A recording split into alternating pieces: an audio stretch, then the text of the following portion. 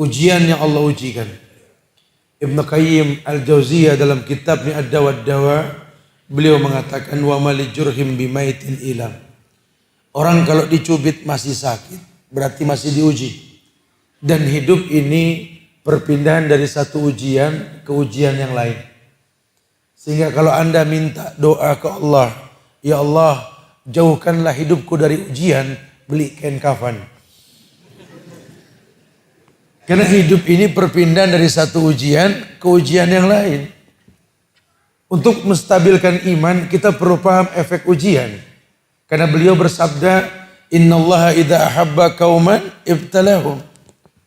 Allah itu kalau sudah cinta sama satu kaum, Allah pasti uji. Orang yang diuji, orang yang jelas statusnya. Lawang pelajar saja, kalau sekolah di Ma'had Abu Hurairah, waktunya ujian.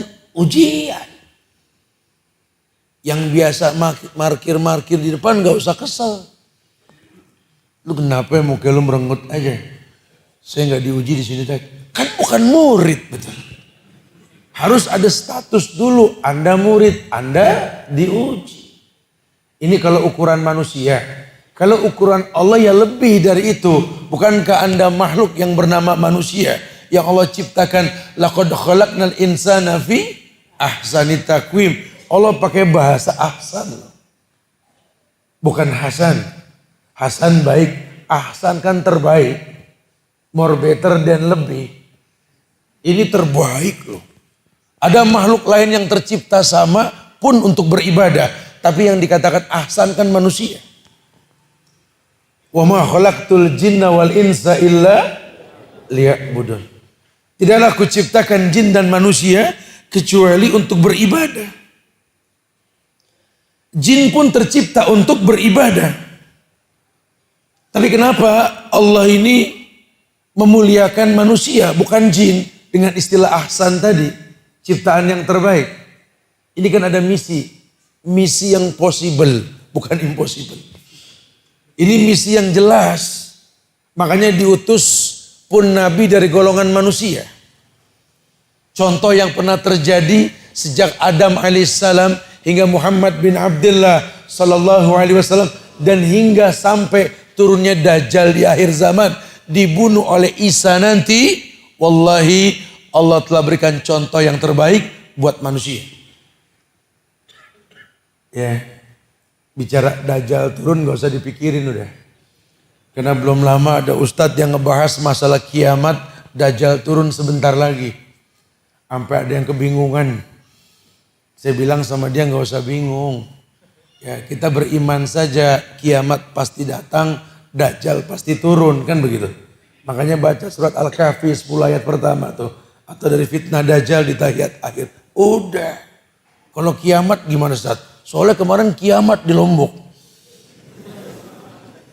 Sak Lombok panik semua, betul? Kalau kita sudah ngaji sih ya panik manusiawi ya. Kata saya Sulaiman Ruhaili ketika beliau ditanya tentang imam yang kabur dari masjid. Kalau ada gempa atau imam yang tidak kabur, apa hukumnya Syekh? Saya tegas mengatakan bahwa hukum asalnya tetap sholat. Walaupun harus dibunuh. Tapi kalau Anda lari dalam kondisi sholat, Anda terkena gempa, itu fitrahnya manusia. Cuma yang lari ulang sholat namanya batal. Jadi yang namanya manusia tahu. Tapi kalau buat orang yang berilmu tahu, bicara kiamat siapa yang tahu? Lawang Jibril yang nanya saja, kata Rasul, yang nanya lebih paham ketimbang yang ditanya. Rasul saja nggak tahu kapan kiamat. Ini ada ustadz bilang kiamat sebentar lagi. Kan ajib. Betul. Waduh. Ya, udahlah hidup kita ini tercipta bukan buat nungguin kiamat. Atau nungguin Dajjal turun. Kapanpun kiamat datang, kapanpun Dajjal turun, itu sudah ada dalam takdir yang Allah tulis. Tugas kita ini beribadah. Dan ibadah harus mengedepankan ilmu untuk menstabilkan iman. Karena kalau ibadah tidak memiliki bekas, apalah artinya? Janji indah Islam ini kan untuk semua ibadah yang dicontohkan agar manusia memiliki bekas.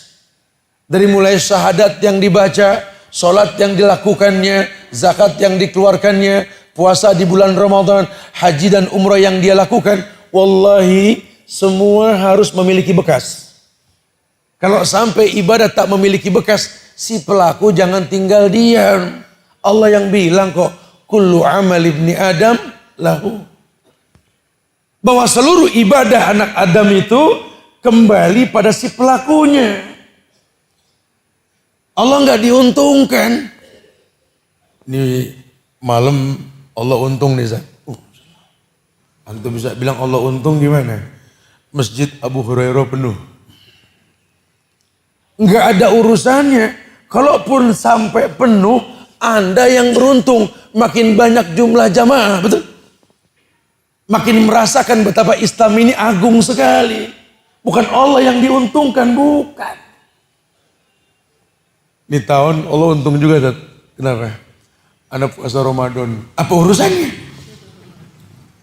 Lawang Anda tidak puasa juga, Allah butuh kok bahan bakar buat neraka. Jangan salah paham. Neraka ini bahan bakarnya buku duhan nas wal hijarah. Butuh bahan bakar berbentuk manusia. Masya Allah, kita butuh Allah, kita butuh ibadah. Oleh karena itu, kita akan bahas sebuah bab yang berkaitan dengan hikmah di balik musibah, agar kita tahu betapa indahnya Islam. Karena kalau kita nggak berilmu tentang ini, kita akan berkeluh kesah, bahkan sampai level bersuuzon kepada Allah. Ya, hati-hati ya, saya sampaikan dari kemarin kajian, ayat sudah disampaikan. Wa dzalikum zannukumul ladzi zanantum bi rabbikum ardakum fa asbahtum minal khasirin. Prasangka burukmu sama Allah itulah yang membuat engkau merasakan keburuk keesokan harinya. Kita nggak boleh berprasangka buruk sama Allah. Kok orang bisa berprasangka buruk, Ustaz? Karena tidak kenal Allah. Dia cuma mengaku Abdullah, tapi dia tidak kenal Allah. Ini kondisi manusia zaman sekarang. Kata Syekh Abdurrahman bin Hasan bin Muhammad bin Abdul Wahab dalam kitabnya Fathul Majid, beliau mengatakan bahwa kondisi masyarakat di akhir zaman ini, mereka tidak memahami bahasa Arab yang fushah. Kalau dulu orang Arab Quraisy ketika mendengar Rasulullah menawarkan tauhid la ilaha illallah kepada pamannya yang mau meninggal, ya ammi kul la ilaha illallah kalimatun uhajju laka biha innallah. Wahai pamanku, katakan la ilaha illallah, kalimat yang aku bisa berhujjah di hadapan Allah, engkau seorang muslim. Ini orang-orang di belakang Abu Thalib ini berbisik. Kalau kau baca, resikonya kau tinggalkan pemahaman agamamu yang dulu. Orang kafir Quraisy paham tradisi ibadah di zaman mereka yang hanya berbatas dengan rububiyah hancur karena kalimat la ilaha illallah. Karena jujur ya, waktu Islam sampai di Jazirah Arab dibawa sama Rasul, ini kondisi manusianya jahiliyah loh. Dikatakan jahiliyah, walaupun di antara mereka sudah ada yang paham rububiyahnya Allah. Gak usah jauh-jauh dah. Nabi punya sahabat namanya siapa? Abu Bakar. Waktu Abu Bakar belum masuk Islam, siapa namanya? Angkat tangan, siapa? Antum. Siapa? Abdullah bin Abi Quhafah. Boleh kasih hadiah satu buat antum, insyaallah ya. Gak usah jauh-jauh dah, kejauhan, yang deket aja. Ini masjid namanya masjid apa? Abu Hurairah waktu belum masuk Islam namanya siapa? Antum. Abdurrahman? Namanya Abdurrahman, belum masuk Islam, ambil ya. Ini satu bukti bahwa kalau cuma label nama berstatuskan rububiyah, kita butuh iman, kita butuh bukti. Agama ini hujjah atau dalil. Saat ada yang mabok, namanya Abdullah. Nama Abdullah mabok, mending dulu nyembah patung, betul? Ya, Bukan ukuran, bukan. Antum jangan terkecoh. Tapi kok dia kan pernah kuliah di sekolah agama. Dan saya yakin standar kuliah mereka kalau lulus harus hafal Quran. Hafal Quran. Kok bilang Islam pakai Nusantara? Ini dia bukan gak nginjek bangku pesantren, Ustaz. Sudah. Lawang statusnya pun pemimpin agama, bukan main-main. Tahu di Quran ada yang namanya Nabi Lut dengan hukuman yang diturunkan di zamannya. Karena apa? Homo, sodomi, LGBT.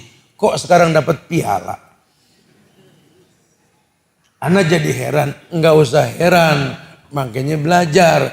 Jadi kita tahu nih. Inilah penyebab-penyebab datangnya masalah dalam kehidupan kita.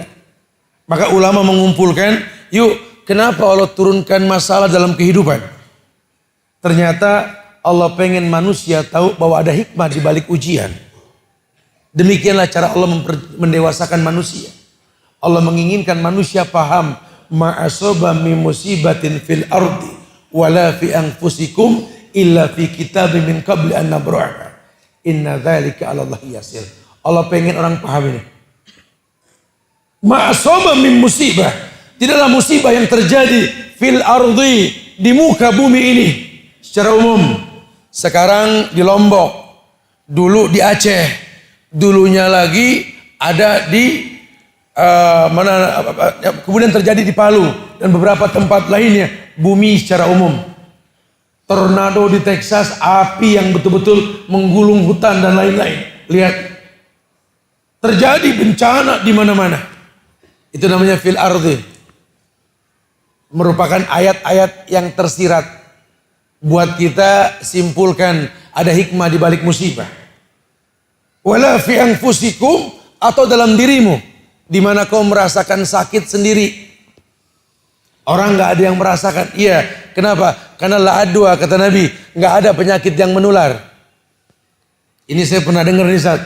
Kalau penyakit nggak menular, saya ketularan pilek sama dia, Zat. Tapi kan nggak semua kena, berarti izin Allah dong. Bukan Anda tertular karena memang penyakit, bukan. Kalau penyakit menular, semuanya kena. Nggak begitu bahasanya. Allah yang memberikan penyakit. Ada hikmah di balik penyakit yang kau rasa. Semataram orang berdoa minta diberikan kesehatan. Kebayang nggak kalau Semataram semua diijabah doanya? Semua orang Semataram ini sehat. Yang repot siapa? Dokter.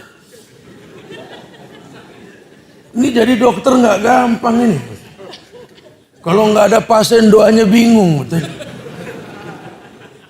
Kira-kira dokter doanya apa coba? Berani gak pakai mic dia berdoa? Gak berani. Ya Allah, kau tahulah yang ku mau. Ini begitu ya. Masa dia minta orang sakit kan gak boleh. Makanya Allah kasih orang ini sakit.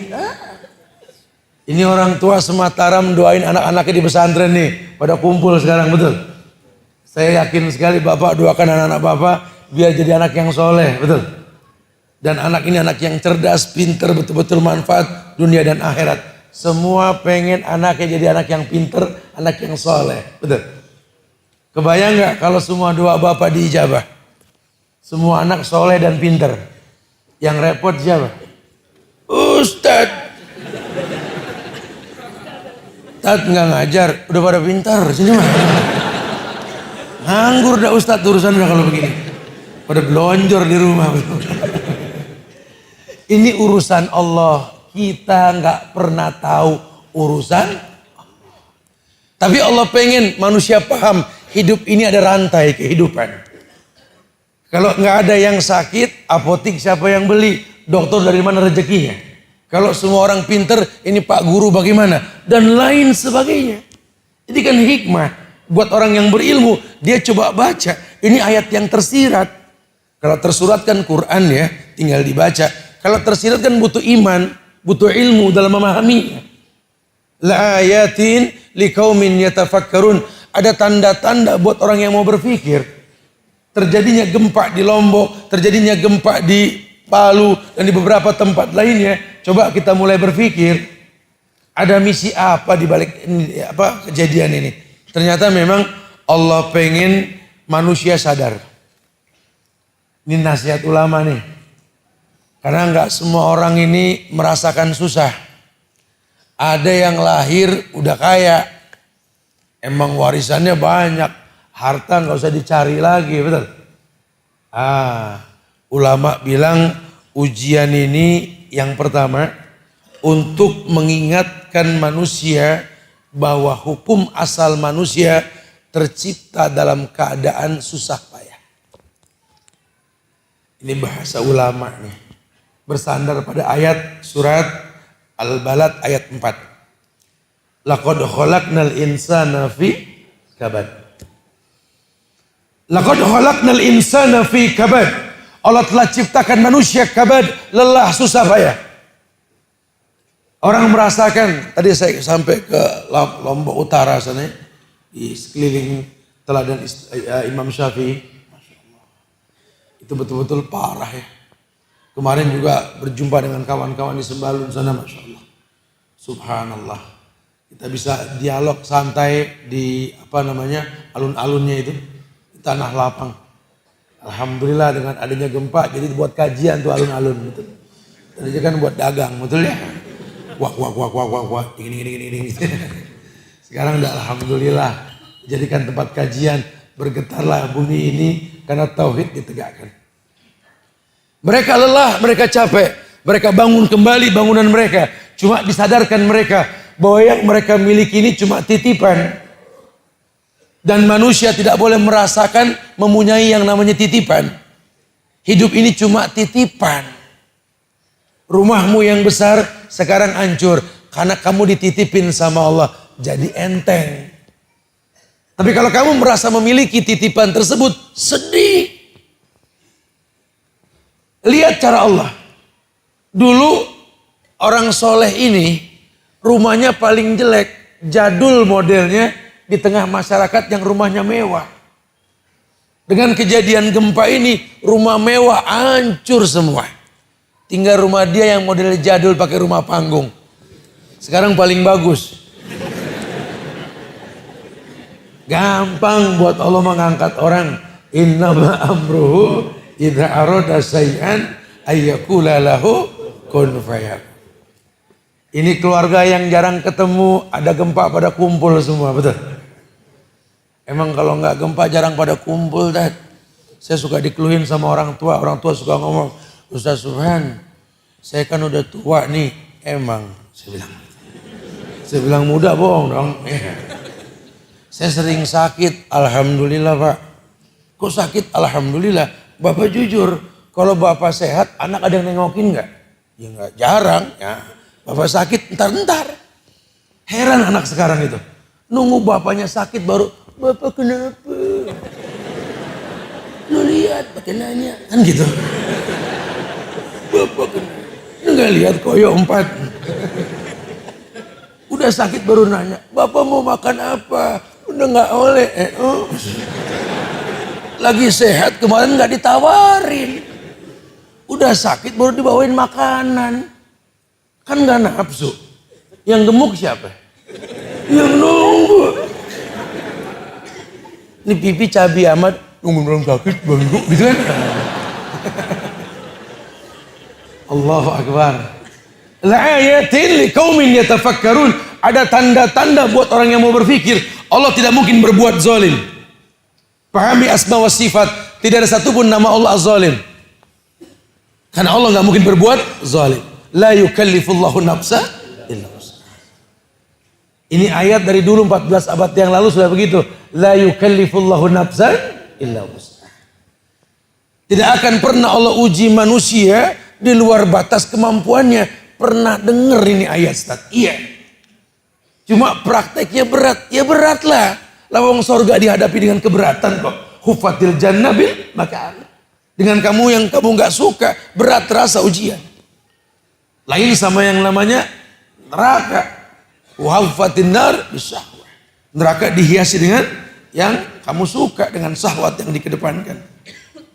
Yang kedua, kata ulama, hikmah di balik musibah ini mengingat bahwa semua manusia ini akan mengalami kesedihan. Kalau nggak begini sedihnya nggak bareng loh. Kemarin si miskin sedih karena sakit melulu. Kemarin si kaya sedih karena barangnya hilang. Sekarang kompak, semua sedih. Masalahnya satu, gempa. Cara Allah tuh ya. Masya Allah. Jadi ketika kamu merasa kamu sedih, orang lain juga sedih. Begitu Quran mengatakan di surat Ali Imran ayat 140 itu. Wa iyamsaskum korhun faqad masal kaum korhun mislu. Ketika kamu merasakan lelah, sedih, orang lain juga merasakan sedih. Sejak zaman dahulu kala sudah seperti itu. Kamu nggak usah komplain, saya sedih Ustaz. Orang kan kalau ngomong masalah ujian dalam hidup. Orang tuh kalau ngobrol masalah ujian, tiap orang akan mengatakan ujiannya paling berat. Betul. Kita kalau dengar orang ngobrol masalah ujian, gede-gedean ujian, tiap mereka yang cerita akan merasa ujiannya paling berat. Ya Allah Ustaz, kayaknya di dunia ini cuma saya doang yang begini Ustaz. Limited edition. Lah cuma dia doang. Masalahnya apa Pak? Anak-anak saya Ustaz, satu kandung ini ribut terus. Berantem saja. Oh itu mah bukan limited edition Pak. Emang dari zaman Nabi Adam. Adik kakak udah berantem. No si Habil sama si Kobil. Sampai bunuh-bunuhan Pak. Anak bapak bunuh-bunuhan gak? Ya enggak. Ya, jangan sampai Pak. Berarti kan belum seujung kuku Adam. Betul? Yang berikutnya maju. Iya. Kalau saya sih mungkin memang saya ini layaklah kalau saya bilang cuma saya kali di dunia. Begitu lagi. Lagi-lagi limited edition. Apa permasalahannya Pak? Anak-anak kalau dipanggil sama orang tua tuh, aduh pada melengos. Nggak langsung datang Ustaz. Kadang dipanggil malah lari. Kalau temennya yang manggil langsung datang. Sakit sebagai orang tua Ustaz. Duh kayaknya di dunia anak yang begini anak saya doang. Tar dulu. Dari zaman Nabi Nuh, si Kanaan. Dipanggil sama bapaknya. Lari ke atas gunung. Sa'awi ila jabal. Anak bapak dipanggil lari ke gunung Rinjani. Sini. Rinjani gak bakal begitu. Masalah bapak belum seujung kuku Pak. Ya ada yang berikutnya. Ya Ustaz, kalau saya sih bukan masalah anak kan. Ujian saya di bini, istri. Kayaknya di dunia cuma saya doang yang istrinya begini nih Ustaz. Waduh, ya kalau saya yakin pasti beda dah. Sidik jari aja beda, betul ya? Kenapa istrinya? Istri saya Ustaz, ya Allah, ya Karim, ya Rahman, ya Rahim. Betul-betul bikin pegel saya Ustaz. Kok di depan saya tuh iya. Tapi di belakang saya nggak dikerjain, iyanya nggak pakai titik jadi matobi'i, jadi ya gitu kan. Nggak nurut Ustaz, saya bingung ngaji tiap hari Ustaz. Pagi, duha, siang ngaji, sore, sampai dia bingung mana lagi ya, banyak ngajinya. Tapi susah untuk nurut Ustaz. Kayaknya di dunia cuma saya doang yang begini. Nabi Ayub alaihissalam diuji sama bini, betul. Nabi Allah Lut alaihissalam diuji sama istrinya, betul. Udah pernah ada Pak. Bini gak mau kalah. Perempuan dong nanya Tat. Oh iya silakan. Kayak di dunia cuma saya juga yang ujiannya begini Tat. Laki saya Tat. Galaknya orang Tat. Sama temennya sampai kalau senyum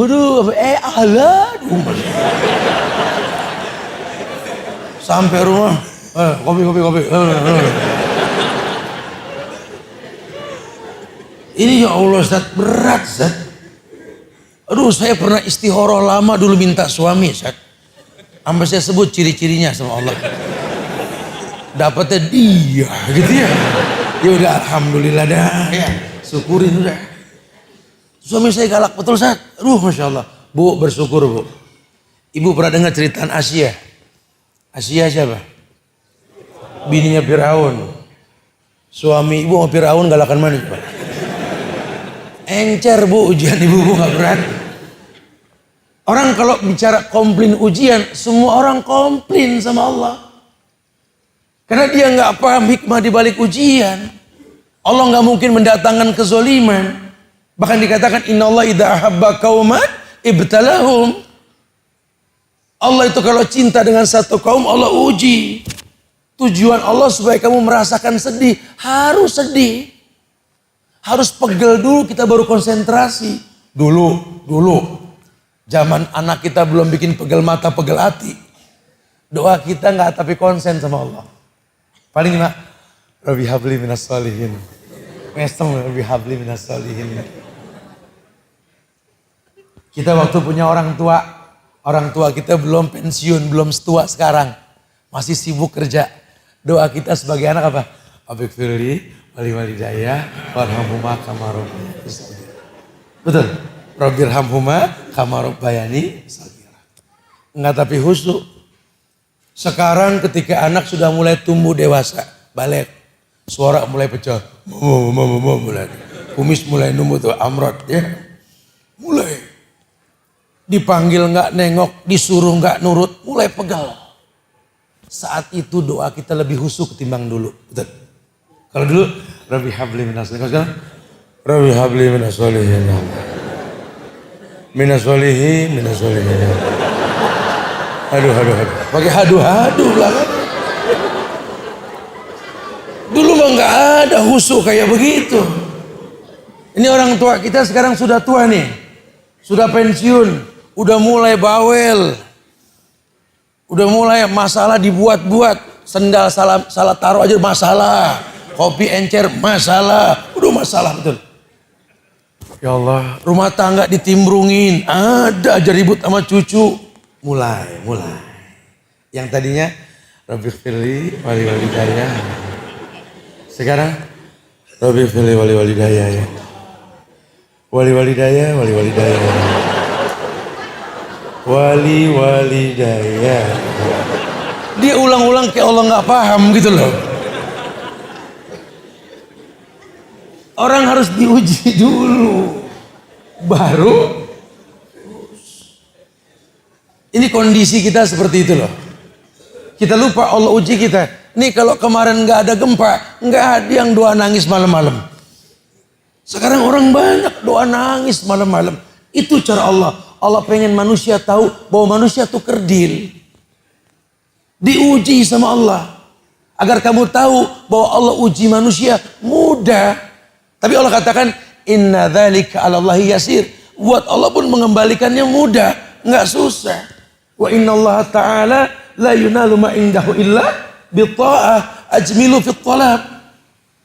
Kamu kan minta yang baik. Yang baik kan adanya di sisi Allah. Semua yang baik yang adanya di sisi Allah tidak mungkin kalian dapatkan kecuali kalian mentaati Allah. Apa kata Rasul?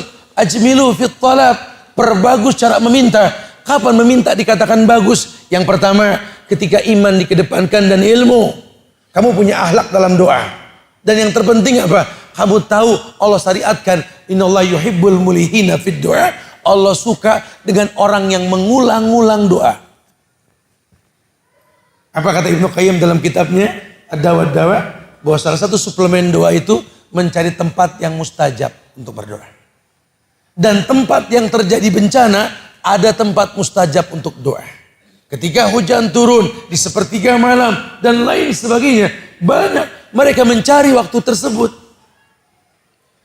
Entar Ramadan nih, penuh masjid. Itikaf. Tadinya sepi, ini karena gempa penuh. Ya memang harus digituin dulu orang seperti itu. Memang Allah pengen manusia paham. Supaya kamu tahu, iyamsaskum korhun faqad masal kaum korhun mislu. In takunu ta'lamun fa innallaha fa innahum ya'lamuna kama ta'lamun. Dalam Al-Qur'an dalam surat An-Nisa ayat 104 itu, kalau kamu merasakan sakit, jujur, orang lain juga sakit. Jangan kamu merasa cuma kamu yang sakit. Semua orang sakit. Cuma menyikapi sakit yang berbeda. Ya, kayak kemarin gempa ada contohnya gempa tuh. Gempa, orang sedih. Ada yang sedih ketika gempa terjadi karena rumahnya rusak. Tapi ada yang seneng juga. Materialnya laku. Betul? Iya. Tinggal sikap kita bagaimana menyikapinya. Karena kita tahu sekali ada tanda-tanda dalam penciptaan tersebut. Azan. Bisa. Kelas bisa? Belum? Ya. Kemudian yang ketiga, yakni Allah pengen kita sadar bahwa musibah ini adalah takdir. Musibah adalah takdir yang tidak ada satu orang pun yang tahu takdir itu terjadi kecuali setelah terjadi. Gak ada yang nyangka lawang gempa susulan. Orang merasa sekali gempa udah beres, ternyata disusul.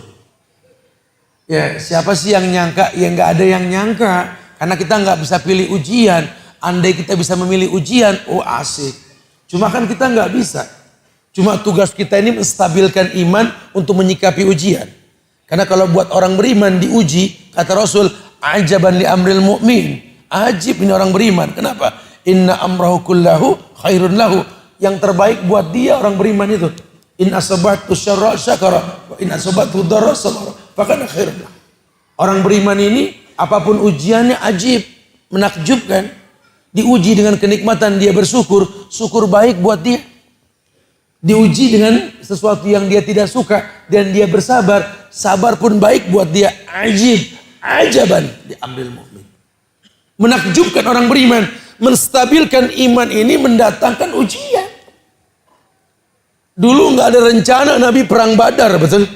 Nggak ada rencana. Lawang rencananya untuk mengambil harta milik Abu Sofyan kok. Yang jelas memang menzolimi orang-orang Islam. Malah terjadi perang. Cuma karena memang iman yang mereka miliki siap.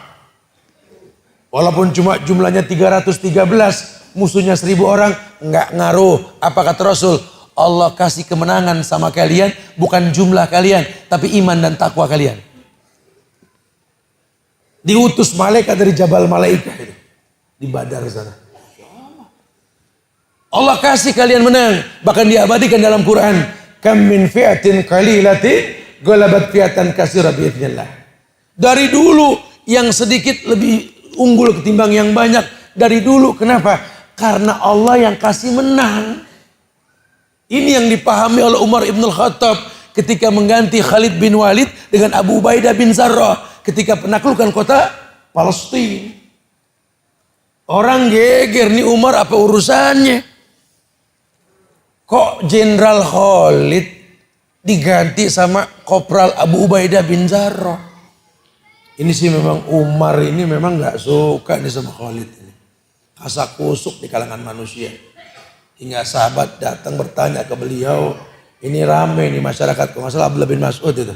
Rame ini masyarakat ini. Kamu menurunkan orang yang mulia Khalid bin Walid yang jelas ahli strategi perang.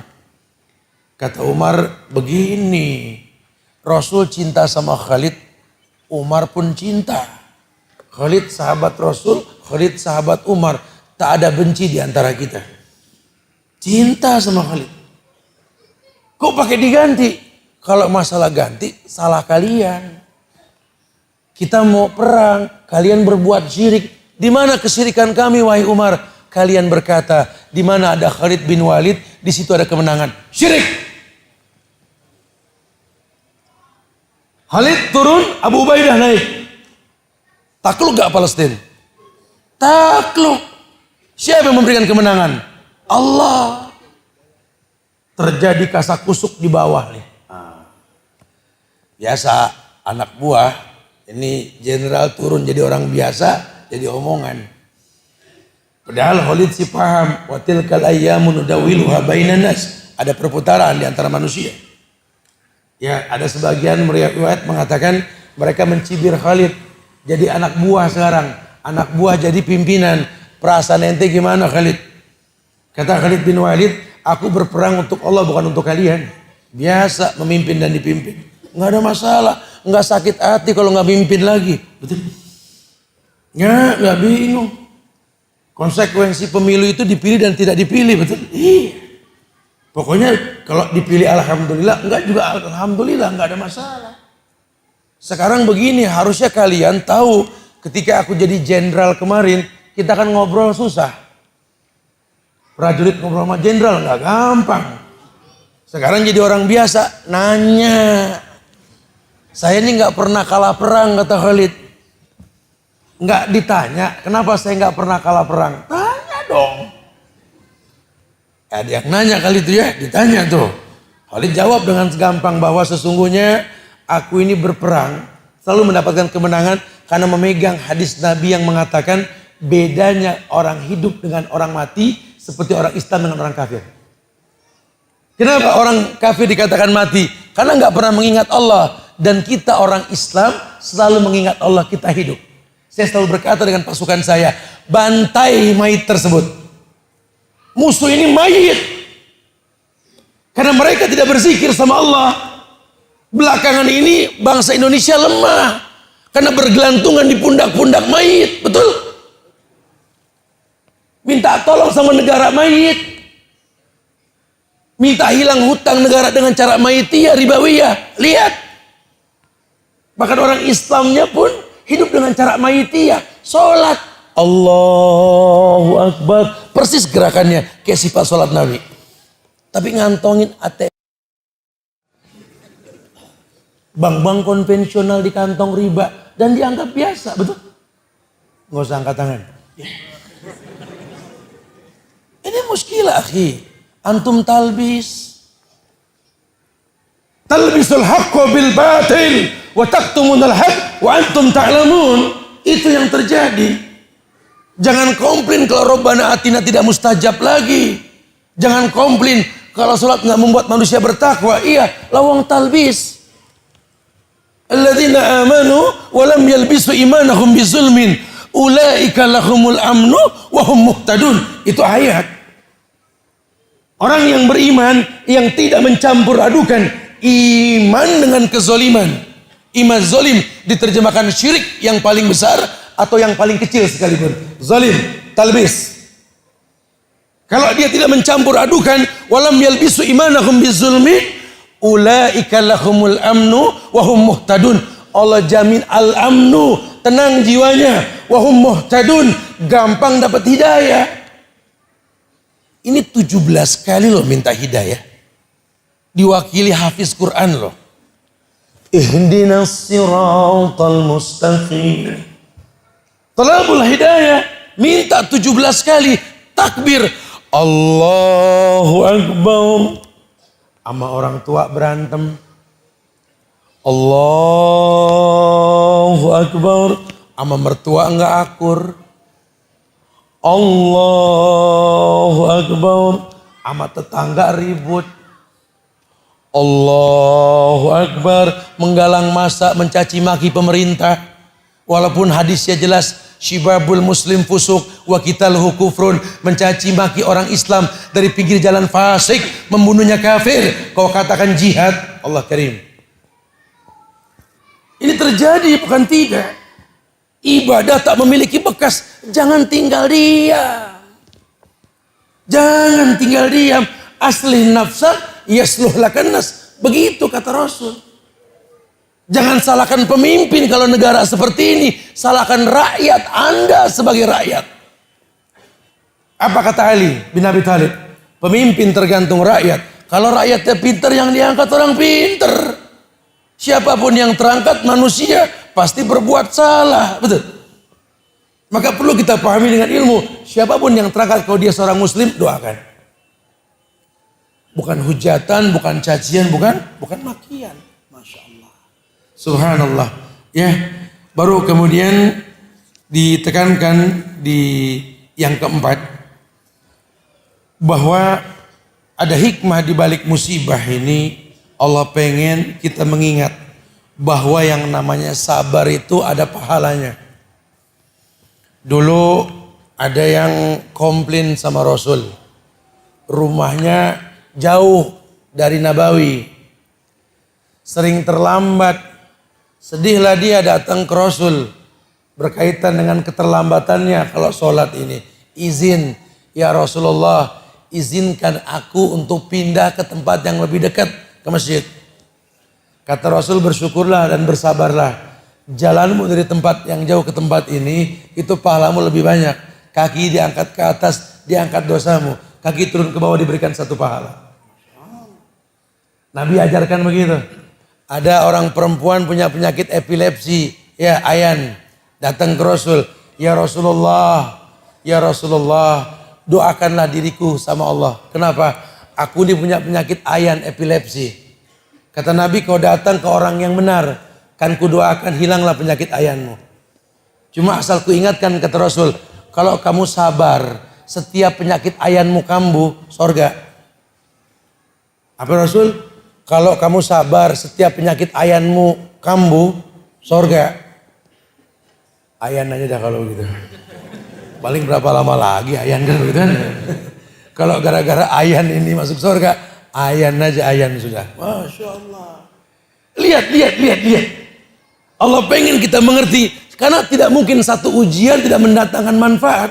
Ada manfaatnya. Musibah ada manfaatnya. Apa yang kata Rasulullah sallallahu alaihi wasallam, "Ma yusibul mu'min min nasabin wala wasabin wala hammin wala hazanin wala adhan wala ghammin hatta syauka yusakwa illa kafarallahu min khataya." Rasul yang mengatakan, tidaklah yang namanya orang beriman ditimpa rasa letih, lelah, capek, penyakit, kecemasan, kesedihan, gangguan dan kesusahan sampai duri yang dia injak terasa sakit. Allah rontokkan dosa dalam dirinya. Ya, azan dulu kali gitu. Kita lanjutkan lagi insyaallah. Baik. Alhamdulillah hamdan katsiran thayyiban mubarakan fi kama yuhibbu rabbuna wa yarda, amma ba'd.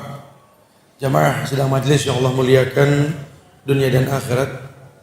Ya, di poin yang keempat ini Allah pengen manusia ini betul-betul mengingat bahwa sabar itu ada pahalanya. Banyak riwayat yang menjelaskan ini.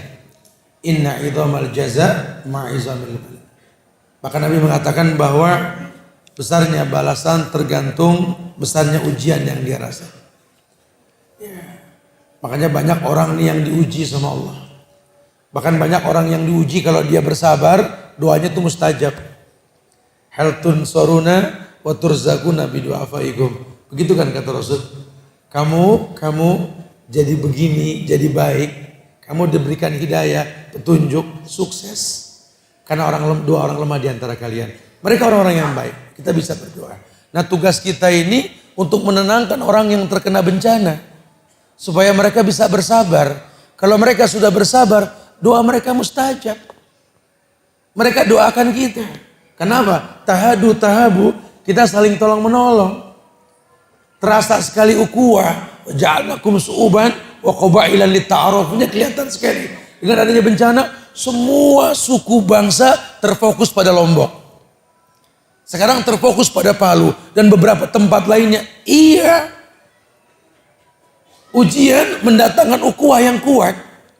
Kalau iman dikedepankan. Kenapa? Karena kita nggak bisa pilih ujian tadi kan.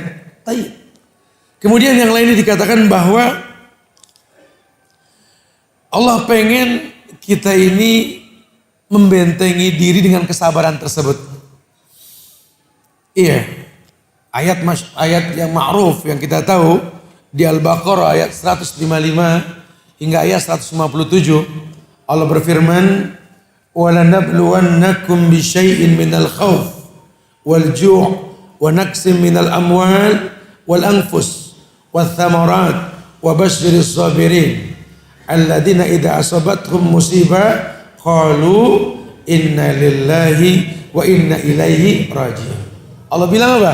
Ulaika alaihim salawatu min rabbihim wa rahmah wa ulaika humul muhtadun. Wa ulaika humul muhtadun, mereka orang yang dikatakan al-muhtadun dipastikan hidayah untuknya.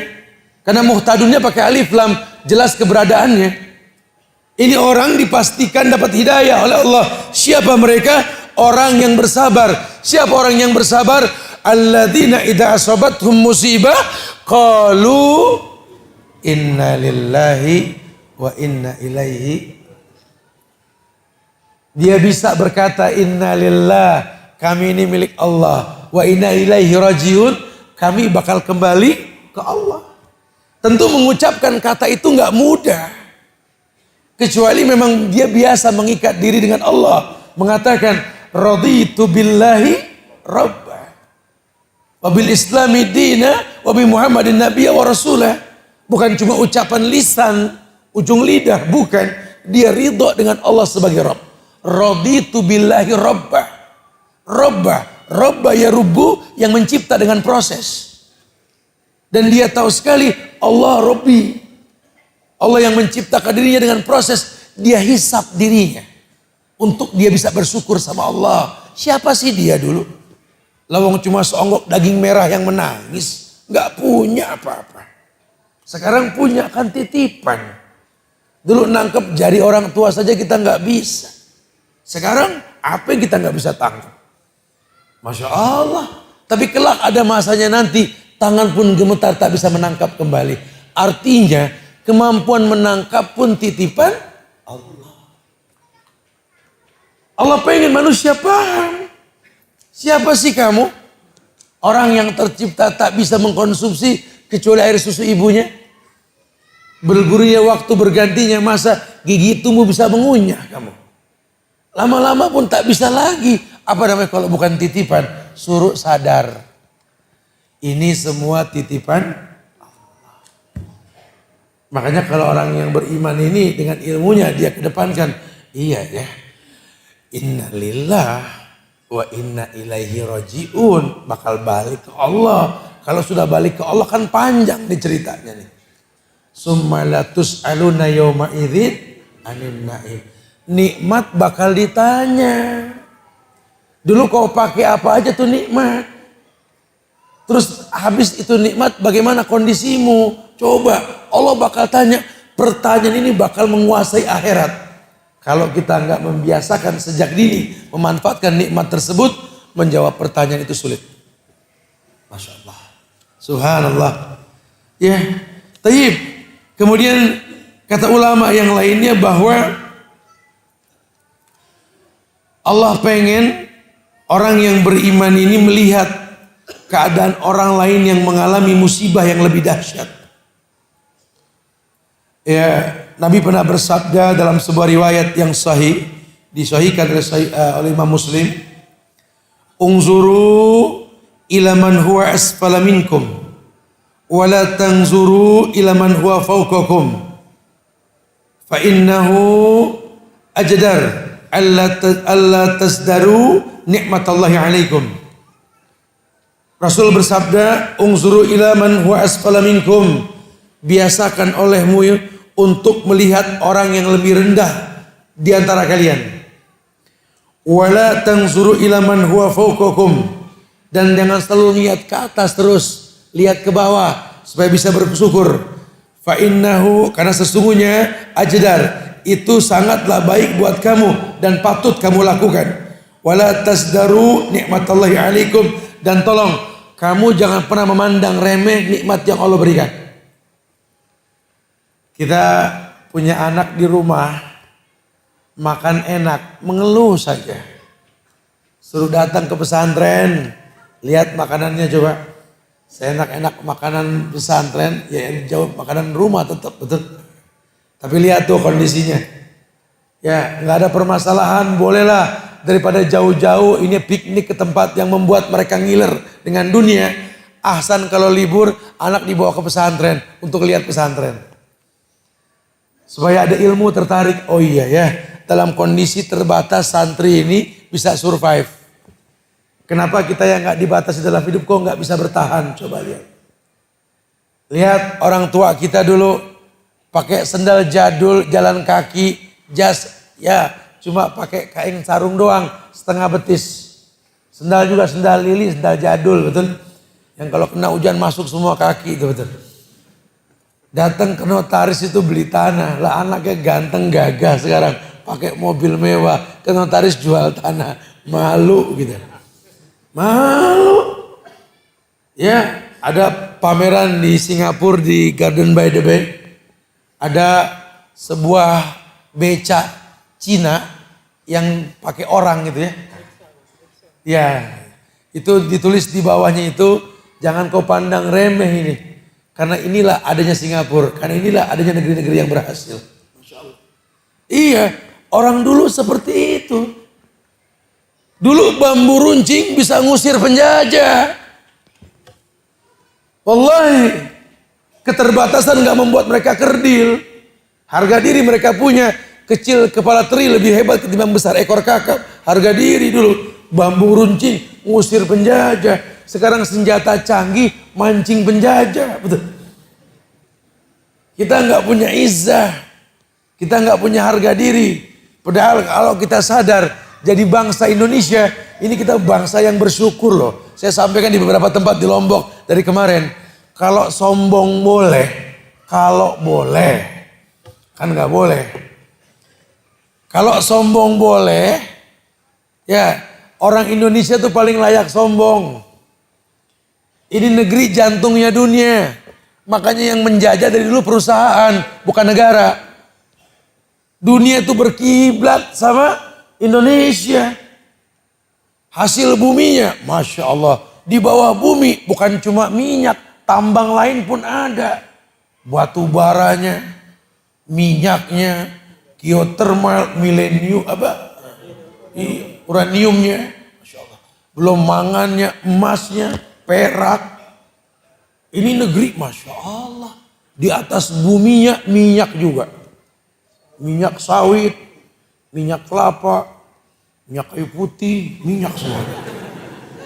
Akar lawang, minyak zaitun. Minyak semua di negeri kayanya Masya Allah. Saking suburnya Indonesia, kita nanam singkong, kebalik, numbuh. Subur ini negeri. Aneh kalau orang nggak bisa jaya. Hutannya jutaan hektar. Kemarin Kalimantan kebakaran, se-Singapura, Malaysia batuk. Betul. Kebayang gak tuh? Ada ibu-ibu tanya, kalau tiap umroh nanya, Ustadz, kalau perempuan emang kalau umroh harus pakai mahram gitu ya. Itu nanya mulu tuh, yang nanya dia mulu lagi ya. Tapi kalau ke Singapura gak pernah nanya mahram. Suaminya pegel. Begitu Ustadz, kalau giliran umroh minta ditemenin, saya gak ada kerjaan. Susah, ntar tunggu saya kosong baru, marah. Tapi ke Singapura gak pernah nanya mahram. Udah gitu gak mau pulang-pulang. Saya bilang, bakar Kalimantan dia pulang ntar. Saya bilang, asapnya ke sono. Ini negeri Masya Allah. Semua orang tertuju. Cuma kita dibikin jadi budak di negeri sendiri. Dan kitanya gak punya harga diri. Lawang laut selebar-lebarnya. Asal mau ngejaring. Nunggu sarden dari Cina. Masya Allah. Aneh. Itu saya kemarin reading sama teman-teman dari Jakarta sampai Bali. Lewatin beberapa kota. Salah satunya Kerawang ya. Itu selebar-lebarnya itu sawah. Padi betul-betul menghijau dan menguning. Masya Allah. Impor. Sampai di Jawa Tengah ada perkebunan durian. Durian bawor itu terkenal suka gitu. Itu kalau panen diambil sama Thailand itu. Masya Allah. Ditempelin merek bawa ke Indonesia dibeli lagi sama Indonesia. Nih durian Thailand yang bagus, bawor enak aja. Ini batu-batuan mulianya Masya Allah. Orang pakai satu sombong, no di timur 7 gunung sama. Udah tinggal setengah baru paham diambilin Korea terus. Begitu kasusnya tuh. Anak bangsa bangkit bismillah. Bersyukur taklukkan dunia dengan yang kau miliki. Yuk menjadi orang yang berilmu, orang yang beriman. Bukan cuma berkeluh kesah dengan ujian. Saatnya kita bangkit. Negeri ini milik kita. Indonesia merdeka atas berkat rahmat Allah, betul? Dan rahmat Allah cuma buat orang Islam. Kalau Lombok indah, kalau timurnya Indonesia ini indah, Palu indah, Maluku indah, Maroke indah, Wamena indah, wallahi indah semua. Allah pengen Indonesia bertasbih mengatakan Rabbana ma khalaqta hadza batilan subhanaka faqina adzabannar.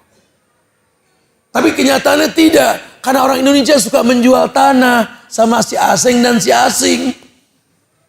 Mereka bangun-bangun cottage, bangun hotel ala mereka, yang datang orang kafir. Sekarang pemandangan indah, kita bukan bertasbih tapi beristighfar, betul? Karena banyak ikan cuek pada berjemur.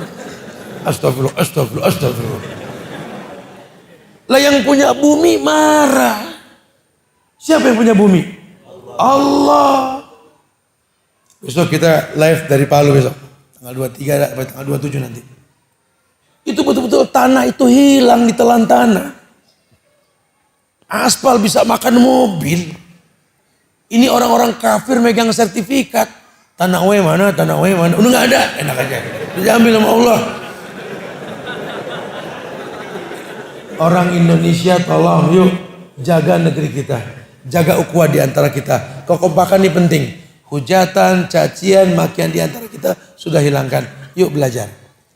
Kalau khilaf mazhab itu biasa sudah dibukukan. Tapi akidah kita satukan. Indonesia butuh kekompakan untuk dibangun kembali. Apapun yang terjadi ada hikmah di balik musibah. Kita ingin negeri ini bertasbih kepada Allah. Jaga negeri kita. Tegakkan la ilaha. Bukan cuma sebatas rububiyah. Tapi uluhiyah. Sudah bismillah. Lombok sejak saat ini haramkan orang berkeyakinan di Rebo keempat bulan Safar. Ada Rebo apa? Tidak ada Rebo bontong lagi sudah di Lombok. Haram hukumnya. Pak Kiai, ulama tolong takut sama Allah. Tidak ada bulan Safar menakutkan. Bahkan bulan Safar sunnah lelaki Safar. Karena tulisannya bukan sin fa ro tapi sofat ro. Sofar artinya kosong. Dari Jazirah Arab sudah diajarkan. Bulan Safar itu bulan kampung kosong. Laki semua keluar. Nyampe ke Indonesia pada takut keluar. Difitnah tuh bulan Safar. Aneh. Udah bismillah. Mulai sekarang tidak ada lagi sedekah laut. Walaupun petinggi ormas Islam di pojokan Jogja bilang katanya itu budaya. La syirik. Oh tidak, ini budaya. Terusin nelayan, terusin. Terusin dari mana lawang syirik? Ini biasa budaya sedekah. Buka surat At-Taubah ayat 60. Kalau bicara sedekah, ada 8 golongan orang yang berhak dapat sedekah. Dan di situ tidak ada laut. Kecuali yang bilang itu sedekah sahabat ubur-ubur, betul? Makanya yang remeng-remeng nih udah saatnya kita singkirkan ya. Dengan apa? Doa. Kita minta sama Allah agar yang di atas diberikan hidayah. Kita minta sama Allah agar Allah jaga negeri kita ini insya Allah. Diberikan pemimpin yang baik, pemimpin yang takut dengan azab Allah. Nah, caranya bagaimana? Jadilah rakyat yang cerdas dengan iman dan takwa kepada Allah. Kita fokus untuk nanti memilih orang yang terbaik untuk menjadi pemimpin di negeri kita insya Allah. Siapapun dia. Antum yang maklum tentang masalah ini. Wallahu alam bishawab. Insya Allah manfaat yang disampaikan. Kita bisa bertanya jawab. Fadhal. Bismillah. Bagaimana cara kita menanggapi musibah yang berat? Jelaskan. Hampir 2 jam mana ngomong dari tadi. Antum tanya lagi tega antum ngomong. Ya sudah sampaikan sudah semua betul? Masya Allah. Ya. Semoga Allah kasih hidayah insya Allah. Ustadz, misalnya ada kiai mengajarkan kesyirikan kepada orang awam, tapi dia tidak melakukannya, apakah dosa yang didapatkan sama dengan dosa syirik? Ya iyalah kalau syirik yang diajarkan. Kalau saya sih nggak berbuat syirik, kata Pak Kiai gitu.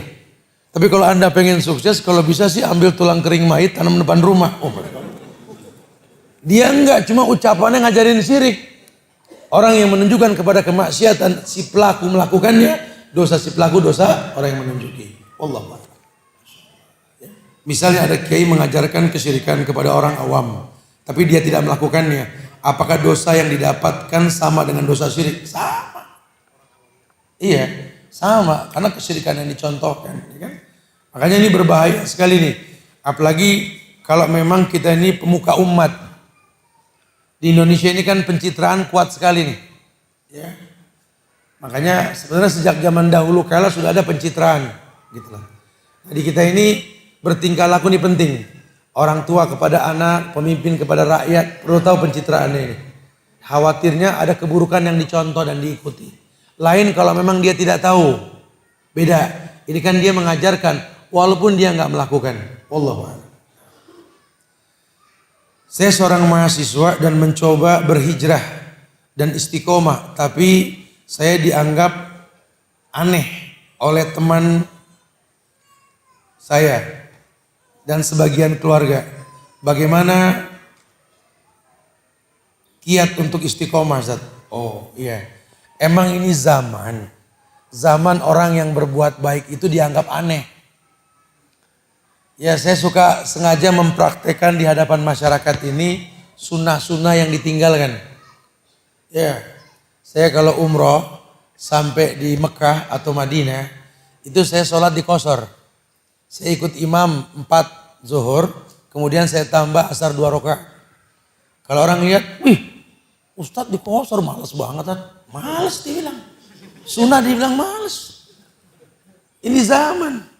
Saya pernah ngajar di sebuah bank. Saat itu nih kisah nyata. Selesai sholat, ada orang celangak-celinguk. Anak muda 2 nih, ngeliatin masjid. Saya lagi pakai sepatu, saya tegur. Ada apa, akhi? Oh enggak pak, cari teman ini. Enggak lama temannya keluar dari masjid.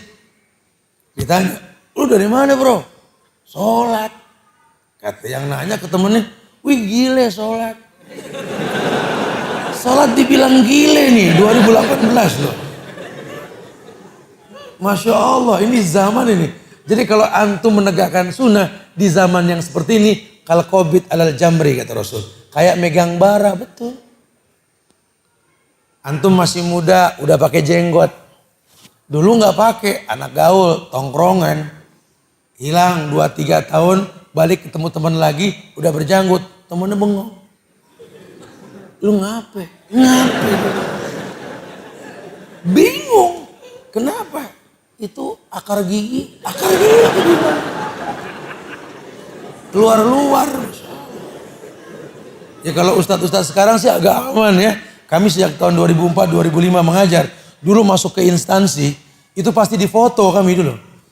Saya pengajar 54 instansi di Indonesia ini, dulu seperti itu. Masuk itu udah foto kanan, foto kiri. Masya Allah. Sampai yang foto sudah ikut kajian sekarang. Dia kalau bilang, saya kalau ingat saya moto, saya malu dulu. Jadi aneh-anehan. Saya pernah pakai motor ban pecah. Saya dorong itu motor. Nggak jauh ada tukang tambal ban itu orang Batak, silai lah. Istilah kita silai. Saya datang, Lai, tolong Lai. Ya, sambil ditambal, dia ngeliatin saya, mungkin saya berjenggot kali ya. Kenapa ente? Itu berapa lama itu bang? Wah kalau lama saya lupa lah berapa lama lah. Kenapa emang? Emang harus berjenggot bang? Ya orang laki harus berjenggot. Ente agamanya apa? Si Kristen. Yesus bewok. Saya bilang begitu. Urusan apa sama bewok? Iya sih cuma saya pantas nggak bang ya? Begini aja lah. Ente merenung sebentar coba. Ente bayangin singa. Tahu singa? Iya bang. Singa kan gondrong tuh. Kalau bawahnya dicukur cupu gak? Iya bang ya. Begitu saya bilang. Udah terus udah tambal ban. Jadi ente ini harus pede ya. Islam ini asik, jangan dibikin ruwet. Harus tegas ya. Jadi kalau enggak kita dikucilkan sama orang. Udah nggak apa-apa lah memang. Ini anak muda pakai jenggot dilipet takut nggak laku. Bagaimana? Ya Allah. Subhanallah, bangga dengan sunnah. Ulama semua berjanggut, betul? Kecuali ulama sekarang pada dicukur jenggotnya, betul? Takut kayak tusuk sate katanya. Ya, bahkan sampai saya kaget Hasyim Asy'ari jenggotnya dicukur, Masya Allah.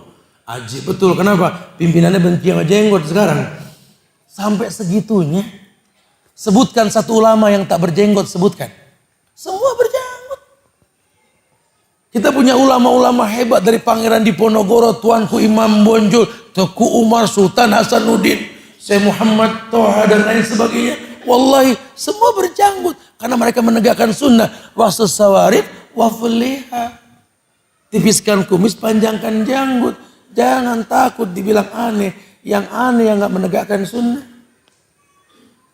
Anda pakai pakaian yang syar'i dibilang aneh. Yang aneh yang nggak paham syar'i. Ayo bangkit anak muda, bangga dengan sunnah. Makanya sejarah dipelajari. Jangan keduluan masuk pahlawan-pahlawan superhero hayalan kufar itu. Saya pegel banget Pak. Anak sekarang ya itu lebih kenal yang namanya Robin Hood. ketimbang Sa'ad bin Abi Waqqas. Betul. Mereka lebih kenal yang namanya Rembo. 1-4 Rembo bohong. Yang gak pernah kalah perang namanya Khalid bin Walid. Betul. Masya Allah. Anak sekarang jarang paham. Ini yang jago pedang bukan Zoro. Ali bin Abi Thalib, Hamzah menebas musuhnya langsung. Mereka nggak ada yang paham. Malah dimasukin dengan keanehan-keanehan. Bapaknya ngaji di pesantren, ibunya ngaji di pesantren, kakaknya di pesantren. Anak yang kecil pakai baju siluman kawa-kawa. Spiderman, betul. Siluman kampret, Batman. Heran, ada aja yang beli itu ya. Ini terjadi bukan tidak. Dulu siluman itu kabur sama orang Islam. Sekarang orang Islam mirip siluman. Masya Allah. Ini sudah tahu malaikat nggak masuk ke rumah yang ada patungnya. Ini orang tua di rumah, anak ada semua. Yang namanya dinosaurus, T-Rex, macam-macam ada itu. Itu kan patung, Bu. Kenapa di rumah? Siapa yang beli? Ini hadiah. Nggak ngomong beli apa hadiah. Ada patung. Malaikat nggak masuk. Ini kita nih. Ya, padahal yang kita butuhkan ini praktek dalam keimanan dan kebenaran kita. Makanya penting. Udah nggak usah takut dibilang aneh. Ya. Nih. Mudah-mudahan manfaat insya Allah nanti ya. Antum jadi nggak malu lagi nanti. Assalamualaikum. Taib. Semoga Allah. Wa iyyakum insyaallah. Saya sering kehilangan barang saya Pak Ustadz. Seperti jam tangan, siwak, dan uang. Saya tahu itu semua titipan dari Allah. Pertanyaannya apakah barang saya yang hilang akan dihisap kelak di akhirat? Ya hisapnya ini kalau antum tidak menjaga. Kalau antum sudah menjaga ya sudah. Hisap pasti terjadi. Itu barang dipakai buat apa ya. Tapi yang pasti pakailah untuk sesuatu yang manfaat. Apakah semakin keras cobaan di dunia maka semakin dipermudah cobaan di akhirat? Insya Allah. Inna izamal jaza ma'izamil bala. Ya, orang kalau sudah banyak diuji, otomatis Allah akan kurangi rasa sakitnya. Masya Allah. Ya. Semoga Allah jaga kita insya Allah. Ustaz, bagaimana cara atau adakah cara agar kita senantiasa berbakti kepada orang tua? Karena ketika orang tua kita masih marah, kita kadang kebawa emosi. Udah deh kalau yang namanya orang tua, Allah, anggaplah salahnya orang tua, benarnya anak. Apa sih hak kita untuk ribut sama orang tua? Karena Allah sudah jamin ridallah fi ridal walidain wa suhtullah fi suhtil walidain. Tugas kita ini bukan mengimbangi emosi orang tua. Tugas kita bukan melawan orang tua. Tugas kita cuma berbakti sama orang tua. Hatta orang tua kita kafir. Wa in jahadaka ala an tusrika bi ma laysa laka bihi ilmun fala tuti'huma wa sahibhuma fid dunya ma'rufa. Perintahnya sahibhuma, jadikan keduanya sahabat. Walaupun dia ngajak kafir, ngajak syirik, jangan patuh. Tapi jadikan dia sahabat. Masya Allah. Tetap bersahabat sama orang tua. Cium tangannya, walaupun bakal ditempeleng. Gak masalah. Dia yang dosa, kita cuma berbakti kok tugas kita. Jangan jadi hakim buat orang tua kita. Pak, Bu, Dek, andai kita bisa memilih, kita akan minta sama Allah, ya Allah, jadikanlah ayahku itu adalah Rasulullah Sallallahu Alaihi Wasallam. Andai bisa memilih, andai aku bisa memilih, aku minta sama Allah, ya Allah, jadikan aku anak Abu Bakar As-Siddiq, As-Siddiqul Akbar. Andai aku bisa memilih, aku minta sama Allah, dijadikan anak Umar Ibn Khattab, yang iblis kabur sama bapak saya. Andai aku bisa memilih, aku minta dijadikan anaknya Utsman bin Affan, orang yang paling malu, hartanya Nabi tolak Utsman. Andai aku bisa memilih, aku minta sama Allah dijadikannya anak Ali bin Abi Thalib. Andai aku bisa memilih. Cuma kan kita nggak bisa memilih. Dialah orang tua kita. Dialah ayah kita, dialah ibu kita. Siapapun dia, ridallah fi ridal walidain. Usuhtullah fi suhtil walidain. Makanya saya suka bilang sama orang-orang anak-anak ini yang kesal sama orang tuanya. Ya.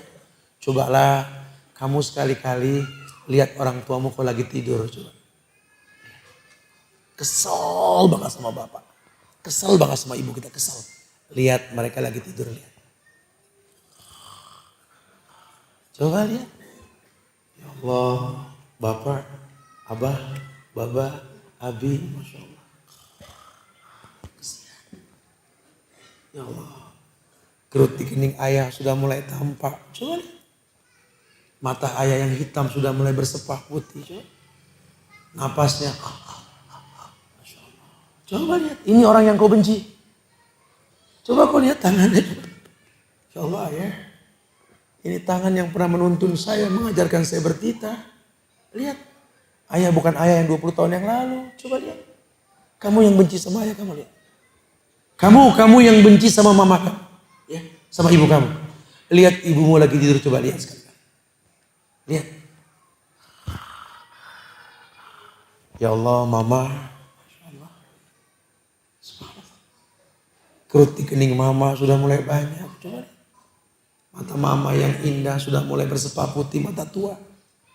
Pipinya yang cabi sudah mulai turun, tangan sudah mulai keriput. Rambut tembal tinggal segenggam, lihat. Ini orang yang kau anggap cerewet. Yang kau anggap gak pernah akur sama menantunya. Allahu Akbar. Udah. Besok temui mereka. Minta maaf, cium tangannya, peluk mereka. Rasakan wangi kulitnya. Rasakan. Karena mungkin sebentar lagi daging bangkai yang kau cium dari dia. Kalau sudah nggak ada, baru berasa. Baru berasa. Masya Allah. Ya, betul-betul sedih kita. Saya merasakan saya mandiin mayit ayah saya sendiri. Ketika saya bersihkan tangannya, saya bersihkan kukunya. Sambil saya berkata, ya Allah, tangan ini pernah menuntun saya. Tangan ini pernah mengelus kepala saya. Sekarang kaku. Saya basuh pundaknya, saya bersihkan pundaknya. Hati saya berkata, ya Allah, di pundak ini saya pernah meletakkan dagu saya. Sekarang dia mayit, terbujur kaku. Dan kita bakal merasakan semua seperti itu.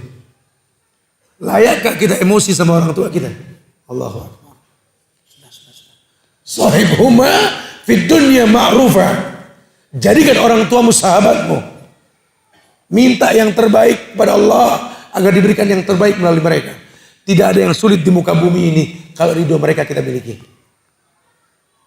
Minta sama Allah, ya Allah, ambil semua nikmat yang kau berikan padaku, ambil semua hartaku, ambil ya Allah. Tapi jangan pernah ambil tali kasihku pada kedua orang tuaku. Minta seperti itu. Buat orang laki khususnya, secantik apapun istrimu, selucu apapun anak-anakmu, sehebat apapun kau di mata manusia, wallahi ibumu, ayahmu, baru istrimu, baru yang lain. Ya, habis ibu saya cemburuan, Ustaz. Saya datang bawa istri, dia malah marah. Ya iyalah, antum tidak tahu. Ketika antum gandeng istri antum, cium tangan ibu antum pulang, dia melihat tangannya. Ya Allah, sudah berapa lama tangan ini gak digandeng sama anak saya. Sekarang dia gandeng tangan anak orang dengan mesra. Cemburu dia. Ibumu seperti anak kecil. Kau kemas sebuah kado indah, hadiah untuk istrimu. Pernah gak kau buat sebuah kemasan indah kado untuk ibumu? Gak pernah. Ya iyalah dia cemburu. Lawang 9 bulan membawa beban dalam kandungan. Menyusuinya wahnan ala wahnin, sakit di perut, menyusuinya dalam kondisi 2 tahun, Masya Allah. Ya amin. Ya iyalah cemburu. Kamu nonton TV, bergelendotan di pundak kekasihmu, ibumu melihat pundaknya, ya Allah, berapa lama pundak ini tak disendiri sama dia? Cemburulah. Pahami, ibumu, ayahmu, bukan ibu ayahmu yang 20 tahun yang lalu. Dia sudah seperti anak kecil. Kalau dulu 10 dosa kau lakukan untuk mereka, mereka siapkan 11 maaf untukmu. 100 maksiat yang kau lakukan, dia siapkan 101 maaf untukmu. Bisakah kita memberikan maaf itu untuk mereka? Ada sebuah cerita. Ada seorang laki-laki yang menikah. Dibawa ayahnya ke rumahnya. Ayahnya sudah tua renta. Ketika makan bersama, batuk ingus keluar. Dia pecahkan gelas karena gemetar tangannya. Si istrinya agak kaget melihat ayahnya. Si anak ini agak malu. Dia tuntun ayahnya ke kamar. Dia katakan, wahai ayah, mulai besok aku bawakan makananmu ke kamar. Sudah. Aku gak mau kamu dihina di meja makan. Sudah. Keesokan harinya anaknya membawakan makan ke kamar ayahnya. Dan setiap hari dia lihat makanannya tidak habis. Ada di bawah tempat tidurnya. Satu saat ayahnya wafat. Dibersihkanlah kamar tersebut. Dia bawa anaknya yang kecil. Ketika kamar dibersihkan, selesai mayat dimakamkan sudah. Si anak yang kecil ini melihat ada piring di bawah tempat tidurnya. Ayahnya ingin membuang. Dia bilang, jangan ayah, jangan. Kenapa? Ini untuk aku kasih ke ayah. Kalau ayah sudah tua nanti. Orang tua tidak butuh harta kita. Dia cuma butuh didatangi dan ditanya. Masya Allah. Sekarang kau katakan emosi dengan orang tuamu. Wallahi, bertobatlah. Tak ada artinya hidup tanpa ridho mereka. Masya Allah. Ya, ini antum kasih sama orang tua antum. Salam dari Ustaz Subhan nanti ya. Semoga Allah muliakan antum dan orang tua antum. Insya Allah. Barakallahu fiik. Masya Allah. Assalamualaikum. Semoga Allah menjaga. Wa iyyakum insya Allah. Ustaz. Hukum berjabat tangan suami istri, om atau bibi, saudara dan ayah. Kalau bukan mahramnya, Rasul mengatakan ditancapkan paku di atas kepala sebesar gunung, lebih dia sukai ketimbang bersentuhan dengan yang bukan mahram. Antum harus tahu tentang mahram ini. Ya. Allahu a'lam. Ustaz, akun sosmed teman saya dibajak orang. Dan dia bingung untuk mencoba menghapus foto-fotonya yang ada di akun tersebut. Karena fotonya memperlihatkan auratnya. Bagaimana solusinya? Fattaqullaha mastata'tum. Bertakwalah semampunya. Kalau antum terzolimi dan antum tidak tahu bagaimana cara mengklarifikasi permasalahan tersebut, maka hukum dikembalikan ke Allah. Ya, antum tidak berdosa. Pelajaran buat antum ke depannya, jangan taruh foto di akun sosmed. Apa sih manfaatnya? Tidak ada manfaatnya. Antum foto betekuk begaya, nggak nambah ilmu antum. Ya, jangan. Sudah ada pelajaran seperti itu, jangan mengulang. Nasihati buat yang belum terjadi. Ya, ya. Ustadz, bagaimana cara menyikapi keluarga yang menjauhi kita hanya karena manhaj saja? Sunnah bertolak belakang dengan keluarga yang masih mempelajari dan mendalami Islam Nusantara. Karena sampai kapanpun, ya, kebenaran itu selalu ada penghalangnya. Tapi antum nggak usah takut. Nabi tanamkan kekuatan ini kepada anak kecil sejak kecil. Ya gulam, annal ummata law ijtama'at ala yadurruka la yadurruka illa bisyai. Ya, kayak anak kecil kata Rasul. Seluruh manusia berkumpul untuk menimbulkan mudarat sama kamu. Demi Allah, tidak ada yang memudaratkan kamu kecuali izin Allah. Jadi enggak usah takut. Tidak usah takut. Allah muliakan kita insya Allah. Wallahu a'lam bishawab. Baik. Mungkin ini saya bisa disampaikan, nggak semua dibaca, minta maaf ya. Mudah-mudahan Allah berikan keistiqomahan buat kita insya Allah ya. Tapi Anda mau bertanya sama antum sedikit aja. Siapa di antara antum yang rumahnya paling jauh? Foto. Yang belakang mana? Apa katanya? Sumbawa. Antum datang kemari buat ngaji dari Sumbawa.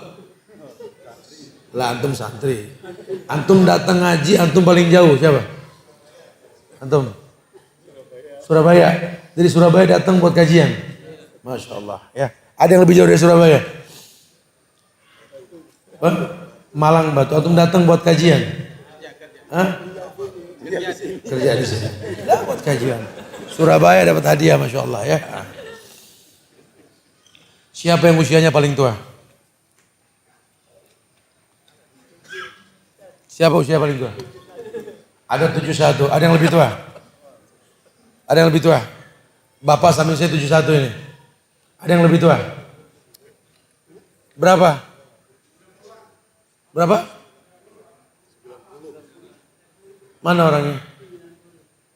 90 mana orangnya?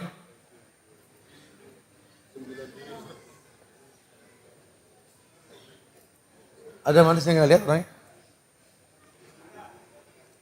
Suruh berdiri dia.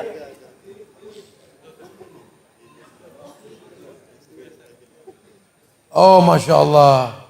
Bapak 90 Pak umurnya Pak. Subhanallah. Masih ada istrinya kan enggak? 71 90 ini. Antara 71 dengan 90 ada yang usia di antara 90 dengan 71. Ada?